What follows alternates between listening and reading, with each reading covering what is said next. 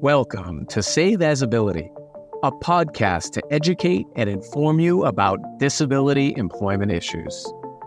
My name is David D'Arcangelo, and I'm your disability policy expert. Hey everybody, great to be back with you, David D'Arcangelo, for another episode of Save As Ability. Please help us grow our channel. Subscribe, comment, like, share, all that stuff, so we can continue to have great content flowing for you.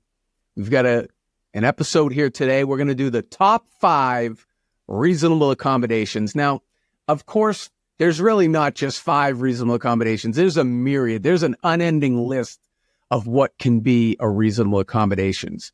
But what I've tried to do is, as I've advised clients and employees and employers on reasonable accommodations, there's certain themes that have arisen. So really, it should probably be the top 5 themes, I guess, of reasonable accommodations. So I want to talk a little bit about that because it's so important to make sure both for the employee or prospective employee and the employer to really keep people as productive as possible. And, businesses want great employees and employees want to be productive at work. So it's a win-win. All right, so the first one is modification to equipment or tools. This is probably one of the most common types of reasonable accommodations. And really, it spans a wide array of things. It could be adaptive equipment. It could be providing an ergonomic chair or a sit-stand desk or, a specialized keyboard, maybe screen reader technology, software for your computer, or, magnifiers for people with vision impairments, or, something that helps the person with a disability be as productive as they can, right? That's the goal of all these reasonable accommodations is, what do I need to be most successful in the workplace? And it really, again, it benefits both the employee and the employer. It's a win-win when it's done well. So I would say the number one reasonable accommodation is going to be some type of adaptive equipment. And equipment is, again, going to be a large thing there. It's going to be everything from software to physical keyboards and chairs and all the things to be able to accommodate people of all different prevalence types of disabilities, whether it's mobility, cognitive, sensory, whatever the case may be. All right, number 2 reasonable accommodation that I see most often is, and particularly now this has gotten even more so after the pandemic, is alternative work schedules or flexible work schedules, and really allowing employees to be able to adjust their hours, maybe even telecommuting. We've had episodes about how much telecommuting has ameliorated barriers, traditional barriers of getting to and from work for people with disabilities. Yeah, I'm legally blind. I can't drive. I can't tell you how many interviews I went on where to get to the interview was a long thing. And I can't even imagine having to do that every day. And as a result, I either didn't get offered the job or I didn't want to take the job because the commuting was just too complicated, took up too much of the day. Now with telework and all we've learned as a result of COVID and being able to go remote, that is a big game changer. And I think we've seen it in many of the data points for people with disabilities now getting employed at higher rates and joining the workforce at higher rates. So again, whether it's telecommuting or whatever it is to be able to adjust somebody's schedule, maybe they can go on medical appointments, maybe they can take a break because they have fatigue related to their disability, whatever the case may be, being flexible there, both for the employee and the employer, is key, okay? The next one is number 3, reskilling, or what used to be called job crafting. Some called it job carving. Nobody really liked that name. It was a little derogatory. So now we're talking about job crafting or reskilling. And really what we're talking about here is, this is used more often when people have some job history and they've been in the job, they've been at a particular workplace for a little bit of time. And now they've been able to identify, if we could just take this duty away and I'll take on another duty, but, just help me maximize here. And it's that interactive process. I think you're going to be able to discover how reskilling or job crafting or modifying the duties or tasks to be able to better suit the person with a disability. And again, it's going to work better for the person with the disability, but it's also probably going to work better for the employer if the employer can be flexible and open to it and really kind of allow for that reallocation of responsibilities that may have traditionally sat in one job description. So, whether it's additional training or whatever it is you need to do to accommodate the disability, I think that's, again, a win-win. That's what we're going for here in all of these scenarios. Number 4, reasonable accommodation that I see oftentimes is the ability, or sometimes inability, unfortunately, to incorporate the principles of universal design into the workplace, into the job itself. So oftentimes people with disabilities are not able to access jobs because the built environment is really not suited to their disability and really not suited to be able to accommodate them.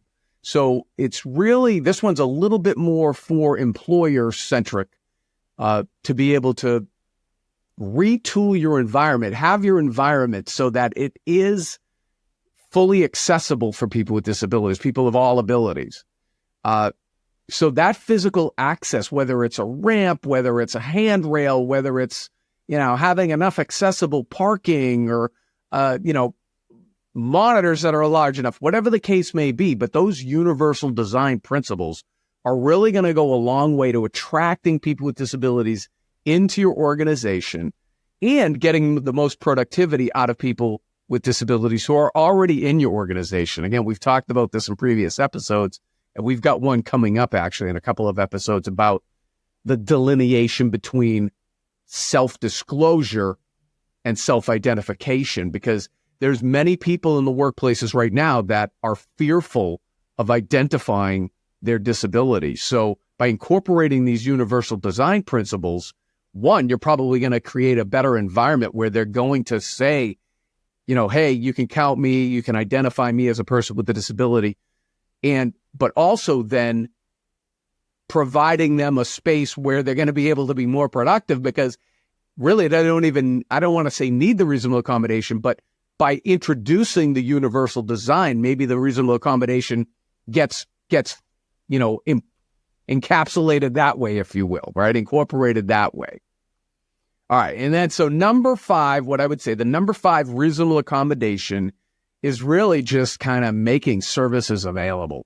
So proactively offering support services, whether that's ASL interpreters or having access to somebody who can assist on a certain duty, or, other things within employee resource groups, like providing services, peer group support or counseling, or, where people can share about the challenges they're having in the particular workplace. So in terms of advertising to prospective employees, you're definitely, as employers, going to get a much broader pool if it's on your website that those types of things are available, and that you're thinking of that your organization is being proactive that way. So, and then as the employee, now you have resources to be able to fully maximize your productivity and your ability, right? So, all right, these top 5, again, are nowhere near the amount of accommodations. I've tried to keep them at a high level to just give you an idea of what we want to do in this interactive process to be able to get to a reasonable accommodation, to be able to maximize the skills and abilities that person with a disability has. So that's a win-win when it's done well for the person with the disability and for the business and their business process.